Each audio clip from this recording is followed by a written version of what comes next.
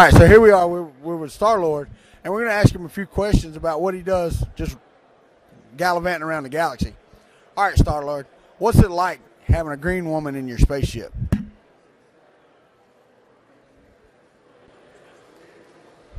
Don't kiss and tell, huh? All right, so what's it like being told what the hell to do by a little raccoon?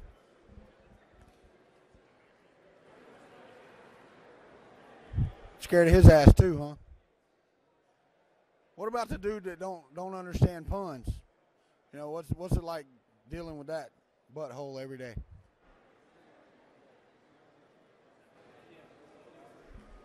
Dude, really? You scared of him too? Come on, you got to give me something. What about, Groot?